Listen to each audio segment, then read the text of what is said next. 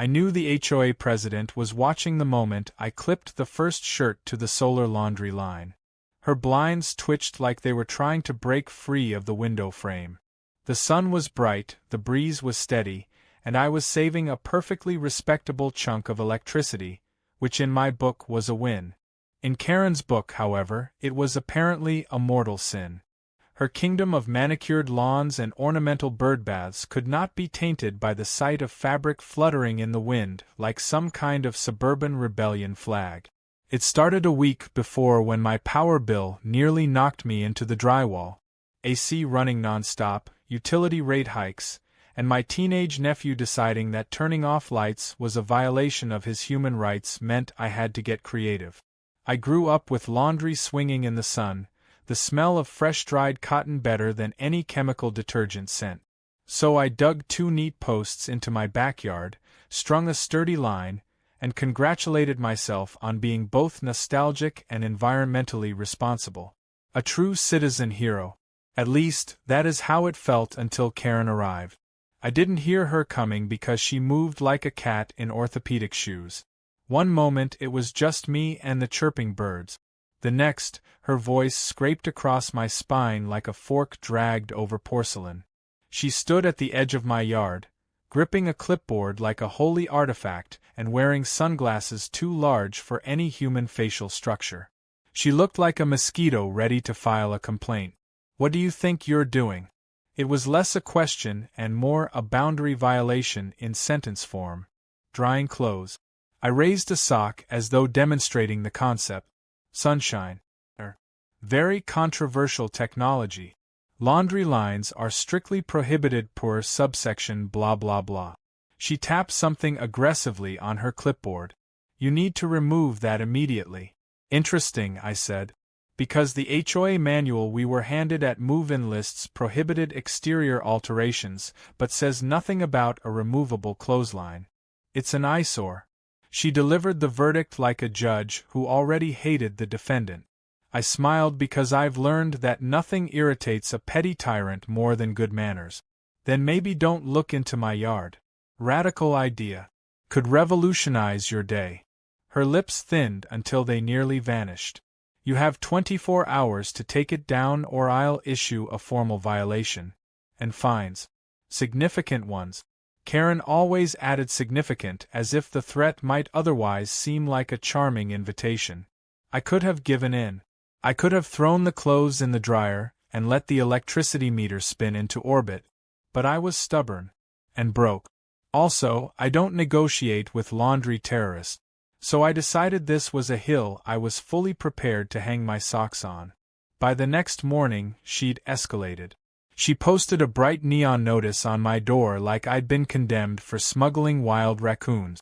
My nephew, Liam, found it and waved it in my face while eating cereal straight from the box. "Did you break the law or something?" His voice was far too excited for a child, who wasn't even supposed to be awake yet. "Just HOA drama. Nothing to worry about." "Cool." He shoved another spoonful into his mouth. "When are we building the treehouse?" "Eventually. When my life involves fewer laundry patrols." Before I could even brush my teeth, the HOA group chat dinged with passive-aggressive fury. Karen made sure everyone saw the post about maintaining neighborhood aesthetic excellence, and how certain residents had introduced unsightly fixtures that threatened property values. I almost admired the creativity. Almost. The drama simmered through the morning like badly cooked oatmeal. So I did something outrageous. I hung another load of laundry. The towels danced like they were celebrating the rebellion. I whispered encouraging words to them. "Be free. Live your truth." Karen stormed over faster than I expected. I saw her power walking in her wedge sandals, fury building like a storm cloud. Without saying hello, she snapped photos of my towels like they'd committed war crimes. "I'm filing a citation. You are deliberately defying HOA leadership." "I'm following documented guidelines. Show me where it says I can't." She stared at me. She didn't like when paperwork betrayed her power fantasies. "I'm adding a rule. Effective immediately." "You can't enforce a rule that didn't exist yesterday," I said. "That's not how agreements work." She blinked rapidly, the Karen buffering symbol. Then she said the most Karen thing possible. "Watch me." And she stomped away as if the earth had personally offended her. The line remained. So did the sun. Liam applauded. A squirrel nearby chirped support. I took the moment as a minor victory. But the real war started that night. Around 11, someone pounded on my door like the police, the Avengers, and a mariachi band had teamed up for a surprise visit. I opened it to find Karen flanked by 2 HOA board members, both of whom looked like they'd rather be anywhere else. She held a flashlight under her chin, accidentally giving herself full campfire ghost story mode. "We have unanimously voted," she declared, "that your laundry line must be removed for the safety and dignity of the neighborhood." One of the board members coughed awkwardly. It wasn't unanimous. Karen ignored him. "Failure to comply will result in fines of $100 per day." I crossed my arms. "Show me the updated rule." She thrust her clipboard at me. I scanned the freshly typed page, noting the timestamp. "Effective tomorrow." "Then I'll consider it tomorrow," I said, and calmly shut the door. Behind the door, I could still hear her muttering threats about how I'd regret this. I wasn't worried. I had a plan. A spectacular one. Because while Karen obsessed over neighborhood aesthetics, she had overlooked one tiny detail. Her own yard was a beacon of wasteful electricity consumption. Her patio lights ran all night. Her holiday decor was powered year-round, including a glowing flamingo wearing sunglasses. Her sprinklers watered the pavement as if the sidewalk desperately needed hydration.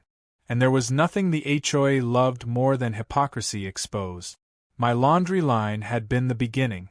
Karen had no idea that by trying to cut my energy use, she had invited me to scrutinize hers. I smiled. Time to let the sun do more than dry clothes. It was going to burn her entire electric bill.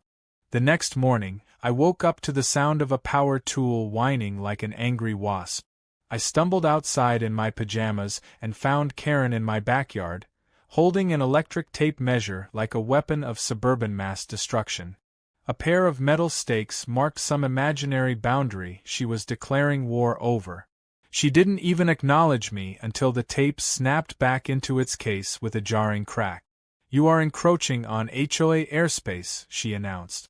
"That's not a thing," I said, rubbing sleep from my eyes. "It certainly is. Your laundry is visible above the fence line.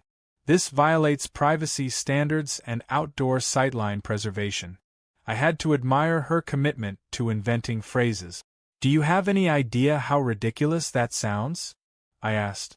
She pointed toward the street like she was sending me to time out. "Ridiculous is thinking you're entitled to hang your underwear where my guests can see it. You'd have to be really interested in my underwear for that to be a problem." Her face turned the shade of a boiled lobster. "You have until sunset to remove that eyesore." Then she pivoted so sharply her heels probably left skid marks on the grass, and marched away. I looked at the laundry line. I looked at the sun, which was doing a stellar job drying my clothes. Then I looked at my electric meter spinning like a caffeinated hamster even on a light usage day. Every spin reminded me why I had put the line up in the first place. I wasn't backing down. After breakfast, Liam wandered outside with toast hanging from his mouth like a dog tongue. He stared at the stakes Karen had left in our yard. "Are we under attack?" "Yes. The enemy comes armed with office supplies and unreasonable expectations." "Cool," he said, crunching toast. "What's the plan?" "The plan is we outsmart the villain by using her own rules against her." He grinned. "You sound like a supervillain." "No," I corrected. "I sound like a person who has reached the end of their patience." But strategy required intel. So, I dove into the HOA rulebook Karen worshipped like scripture. It was a disaster of vague regulations, outdated language, and contradictory clauses that might have been photocopied from a neighborhood in the 1980s. The section on exterior utilities was so vague that it could have applied to anything from nuclear reactors to a porch light. I highlighted every rule that could work in my favor. Meanwhile, Karen unleashed her campaign. By afternoon, I discovered a fresh notice of violation in my mailbox, this one demanding $200 a day in fines. The document looked like it had been drafted in Microsoft Word sometime between Karen's breakfast smoothie and her afternoon Pilates. I wasn't the only target. The HOA group chat pinged non-stop with neighbors complaining about Karen's new obsession with policing anything that generated laundry, electricity, or joy. One resident was cited for hanging a hammock that apparently threatened the structural integrity of the community's property values. Someone else got fined for drying a dog towel outside. Karen had awakened something in all of us, unified annoyance. That evening, as the sun dipped low and the warm breeze quieted, I sat on my deck and stared at the glow coming from Karen's backyard. It was lit up like a theme park after closing. Decorative overhead bulbs twinkled. Floodlights blasted the patio like a robbery was in progress. Lawn ornaments cast dramatic shadows like they were starring in a ghost movie. Every watt of electricity screamed hypocrisy. Shiny new idea. If laundry lines violated the visual harmony of the HOA, what about 24-hour holiday illumination that could guide aircraft? I heard a rustling behind me and nearly jumped. It was my neighbor, Maria. She leaned over the fence, speaking in a conspiratorial whisper. Is she giving you trouble too? Big trouble, I confirmed. Laundry-based warfare. Maria snorted. Classic Karen. She tried to fine me for having a welcome mat once. Said it posed a tripping hazard. Did you trip? No. But I considered throwing her over it. I liked Maria already. We chatted. She told me Karen's energy bills were legendary. She kept every light blazing so her house would look perpetually guest-ready. That detail clicked into my mind with delightful certainty. Karen had declared a war over visuals and utilities. But she forgot that war has two sides. The next morning, I launched Operation Logic Bomb. I drafted a formal complaint, respectful tone, bulletproof citations, polite as sugar-coated arsenic. I attached a full photographic portfolio of Karen's dazzling nighttime spectacle. I emphasized her violation of the HOA's energy efficiency guidelines, actual documented ones she probably didn't know existed. Then I submitted it to the full HOA board. I could already imagine the exploding vein on Karen's forehead when she learned someone turned her own tactics against her. Later, while drinking coffee and admiring my rebelliously fresh laundry, I saw Karen sprinting across her front yard with papers in hand. She banged on my door without shame. You snitched. She shouted the moment I opened it. I raised my mug in a toast. I informed. There's a difference. She shoved the papers at my chest. This is harassment. No, I said, slowly, savoring her rage. Harassment is entering a private yard with a tape measure at 8 in the morning. She made a sound like a deflating balloon. We'll see about that, she snapped, then spun around and stomped away again. Lots of stomping with Karen. She was going to leave dents in the sidewalks by winter. Minutes later, my phone buzzed with a new message from an unknown number. It read, "Cease your energy-related provocations immediately." Just that. No signature. But who else other than someone whose nights were lit brighter than Vegas? I replied, "As long as my laundry stays legal, all is well." The typing bubbles appeared, then disappeared, then reappeared, then vanished forever. I pictured Karen hunched over her phone, trying to craft the perfect threat but unable to spell it without spellcheck judging her. By late afternoon, the board responded to my complaint. An official notice went out to all residents reminding them about energy conservation and discouraging wasteful lighting practices. Karen's house was now a glowing target. That evening, she stood in her yard with a remote control in her hand, frantically clicking every button, turning lights off one by one with the defeated grace of a monarch losing her throne. The house dims made the neighborhood look normal again. I considered it a solid victory. But the calm didn't last long. The next day, I came home to find a man in a high-visibility vest standing in front of my electric meter. He held a pad of paper and muttered numbers like he was documenting a crime scene. Karen lurked behind him like an evil puppet master controlling an unsuspecting employee. "Excuse me," I said. "Why are you reading my meter manually? We have smart meters." Karen stepped forward. "Neighborhood energy audit. HOA authorized. Just making sure your line isn't causing theft of service." She said theft like I was siphoning electricity to power a secret underground laboratory. The man looked apologetic. "I'm required to record usage spikes." "Feel free," I said, "and enjoy the show."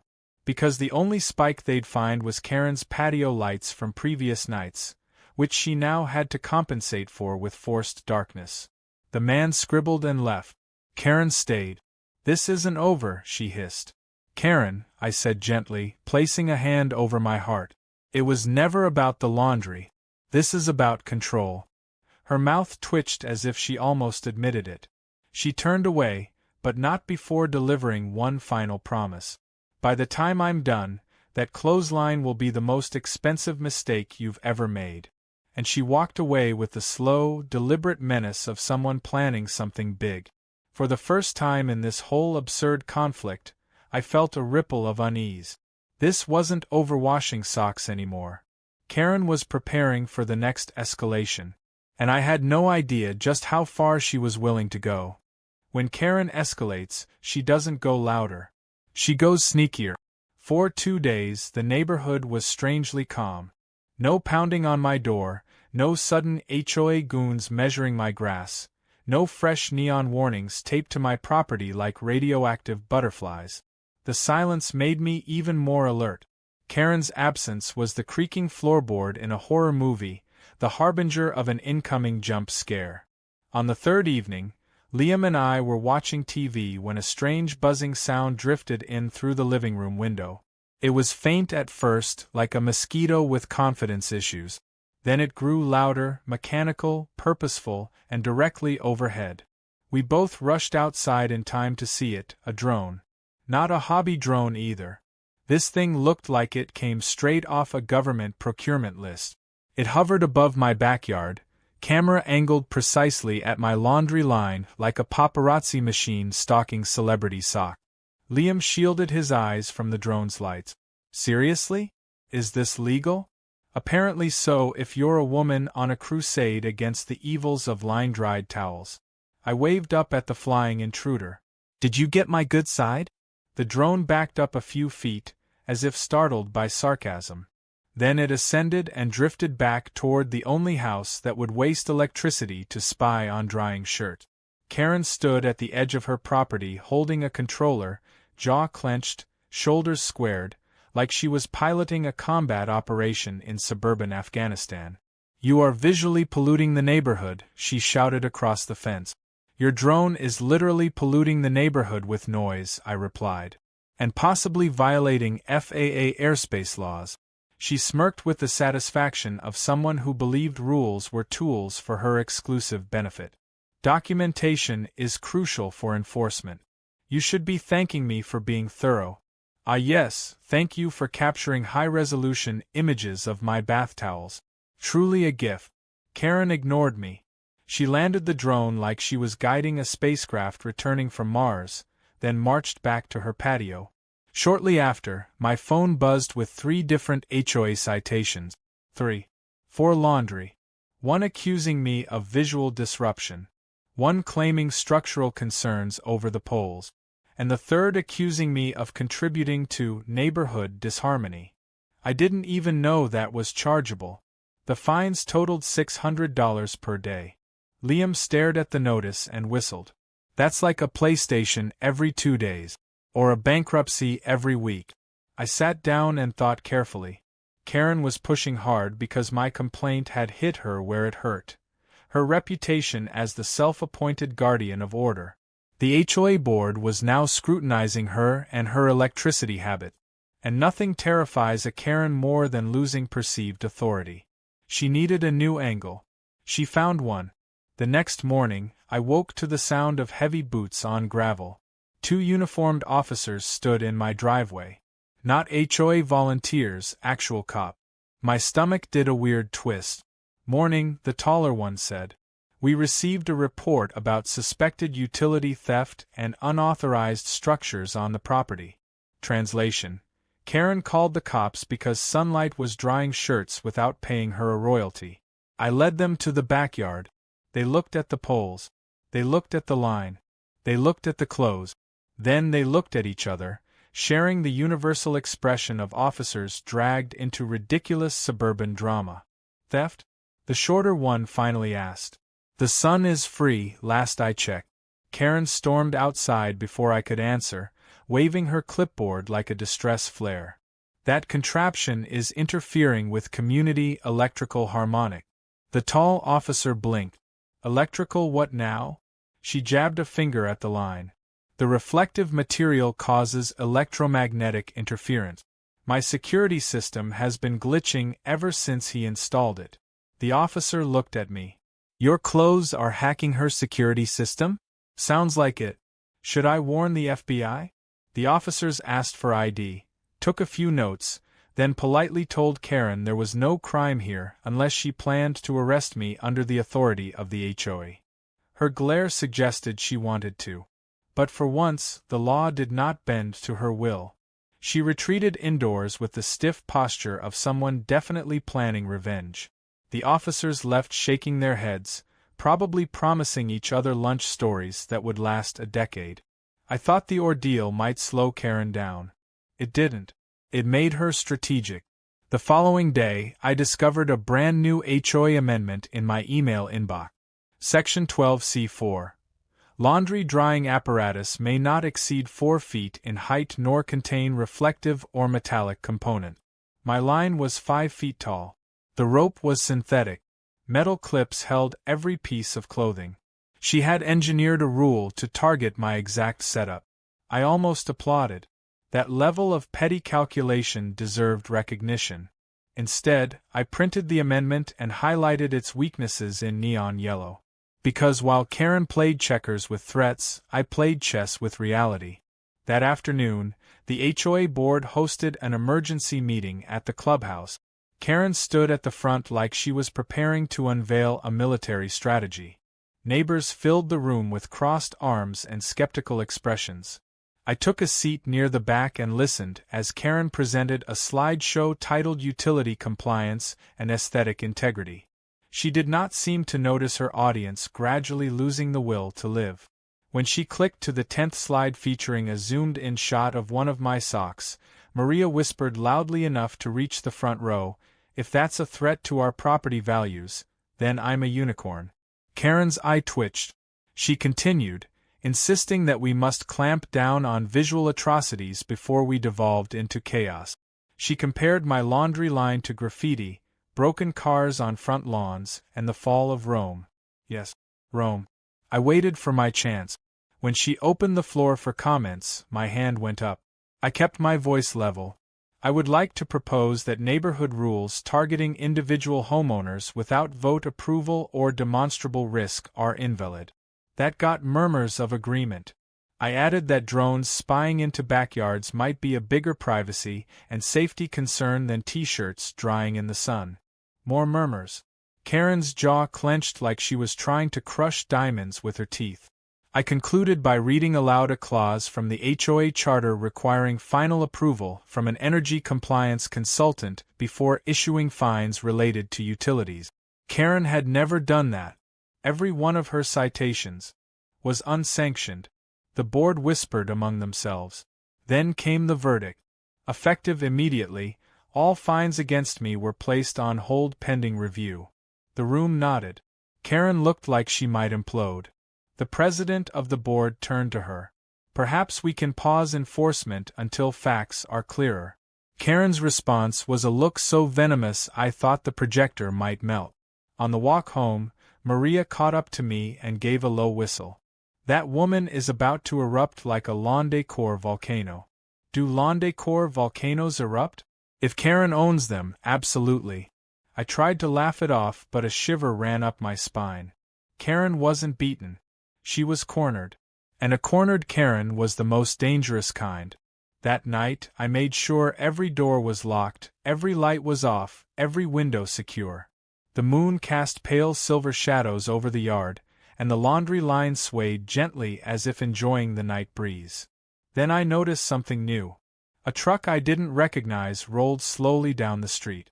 It paused outside my house, headlights dimmed, engine idling, watching. My pulse quickened.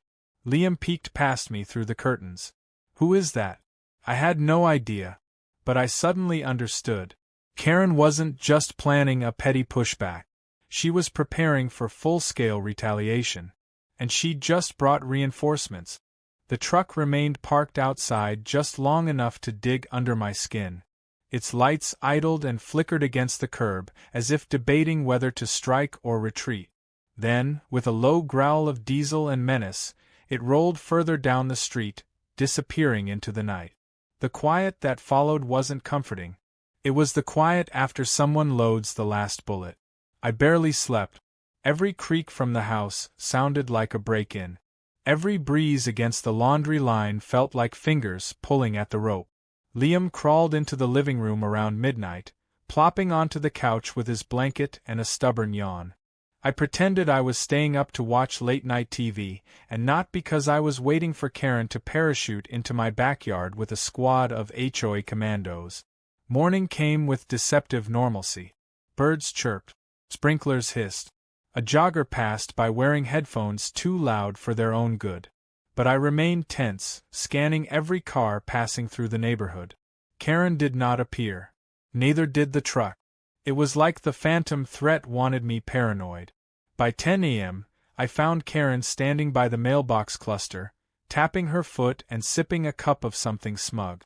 The instant she saw me, a wicked little smile curled onto her lips. "Sleep well?" she asked. Like a baby, I lied. "Good. You'll need your energy." "For what?" I asked. She leaned in just enough for her perfume, an aggressive floral scent, to assault my airways. "Your day of reckoning," she whispered. If she had vanished in a cloud of smoke after that, I wouldn't have been surprised.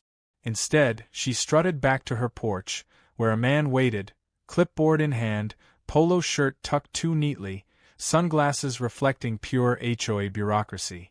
He had the authoritative stance of someone who got excited about zoning laws. The enemy had upgraded her arsenal from drones to consultant. The man approached with a stiff gait. "Good morning. I am Dale, HOA Compliance Inspector. Fake title. Real self-importance. We have been informed of several code violations on the premises. And by informed, you mean Karen printed more Word documents?" He did not acknowledge the joke. "May I inspect your backyard?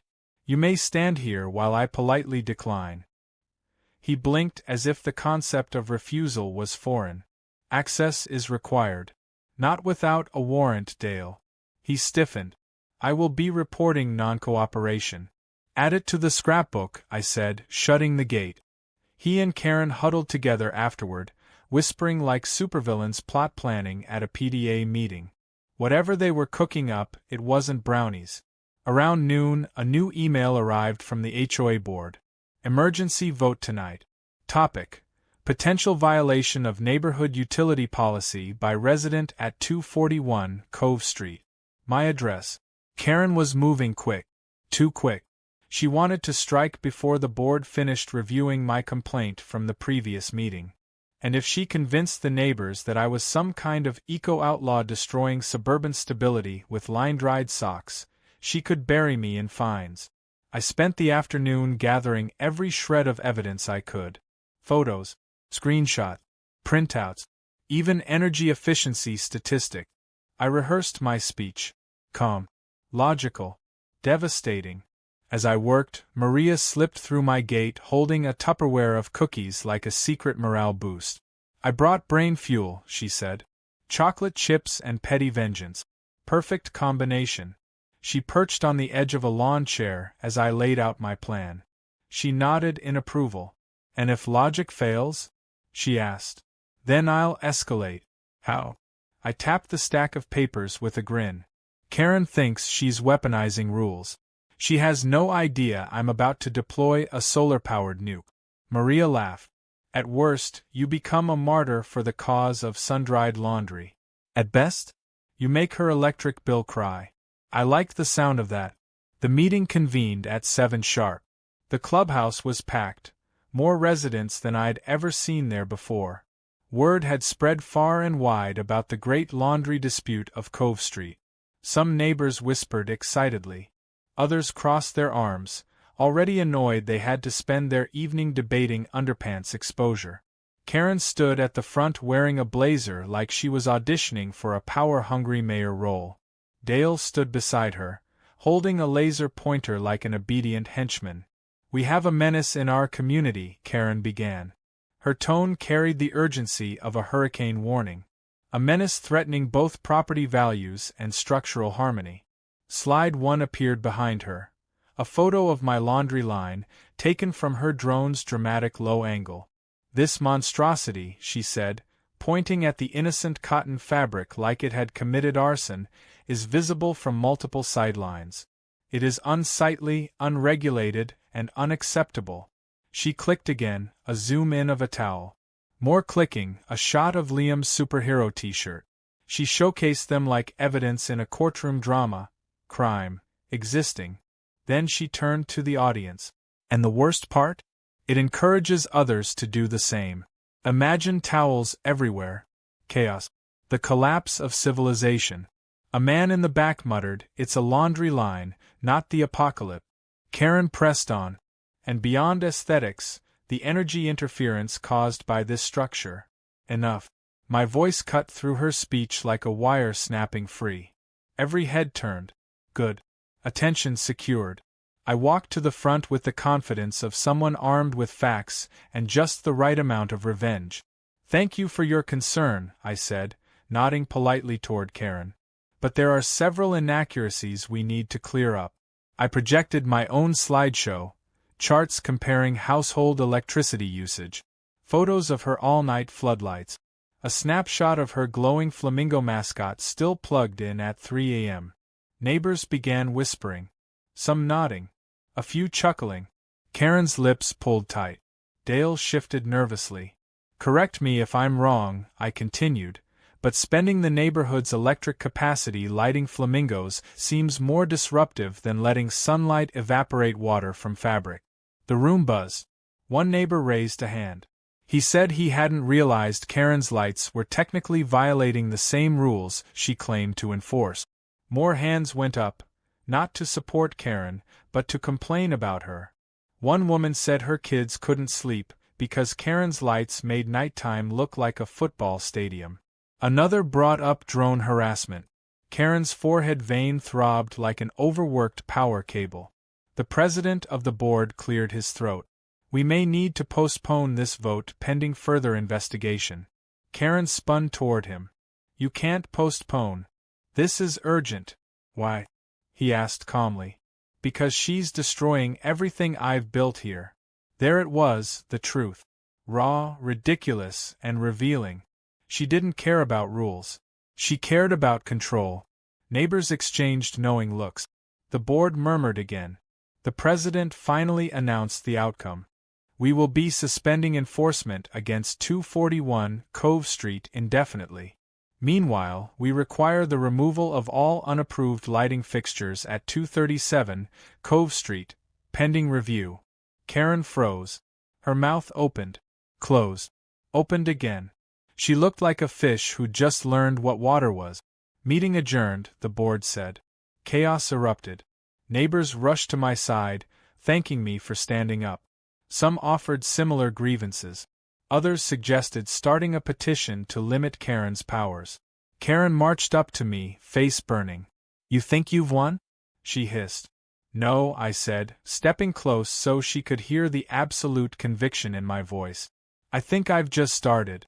She trembled with fury and stormed out, Dale scurrying behind her. Maria appeared next to me with a grin. "So, what now?" "Now?" I said, feeling a surge of righteous momentum. "Now we go solar nuclear." Because Karen had backed herself into a corner of high electricity hypocrisy. And I had every intention of flipping the breaker. Going nuclear required timing, subtlety, and a beautifully crafted sense of poetic justice. Karen had pushed the conflict into absurdity. Now she would experience consequences scaled to her own chaos. After the HOA meeting, she retreated into silence. Not the calming kind, the kind you get right before a pressure cooker explodes. For 2 whole days, no drone, no inspectors, no unannounced door knocking. I saw her peeking out through her curtains every few hours, glaring daggers at my laundry that was now legally basking in the sun like the hero it was. Liam came home from school on the first quiet afternoon, plopped onto a chair, and said, "So, is the war over?" "No," I said, checking my email every 10 minutes for the next tactic she would weaponize against me. "This is the intermission." And that's exactly what it was. The storm returned on the 3rd day. A thick, glossy envelope arrived addressed to Resident Violator. Inside, a formal complaint drafted by Karen herself. She accused me of using illegal solar assist devices.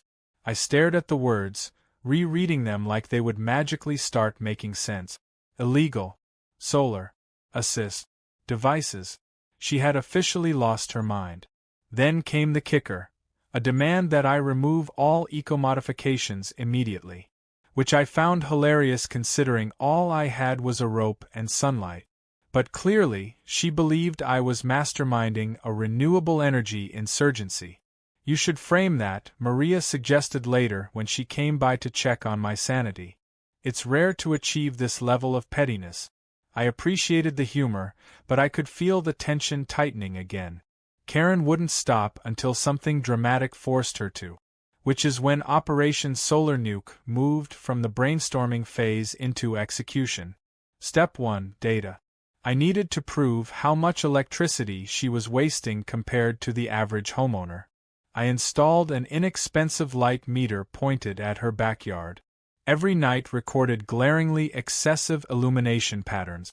Meanwhile, a quick chat with the local utility company revealed that any resident could request an energy efficiency evaluation for free. So I did. For Karen. Step 2: Awareness. That same evening, I put together a neat packet titled Neighborhood Energy Insights and slipped one into every mailbox, including my own.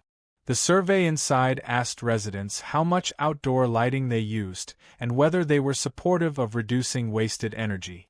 Most neighbors smiled and dropped theirs right back into my mailbox the next morning with resounding yes mark. Karen's was the only absence. Step 3: Escalation. The utility company notified me they'd scheduled the energy audit for Wednesday morning, at Karen's house. She didn't know yet.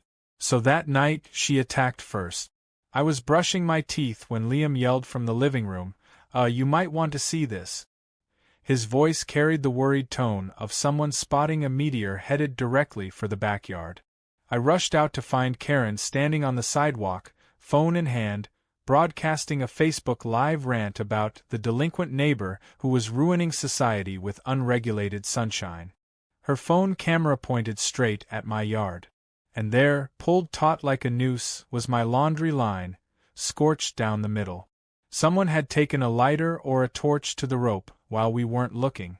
The severed ends dangled pathetically, a casualty of petty crime. My shirts and towels lay on the grass, partly burned. Liam looked horrified. "She burned our clothes," he shouted. I took a long breath.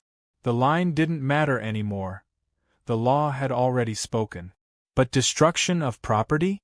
Documented live on Facebook? Beautiful. I calmly stepped outside with my own phone recording. "Karen, can you explain what you're doing?"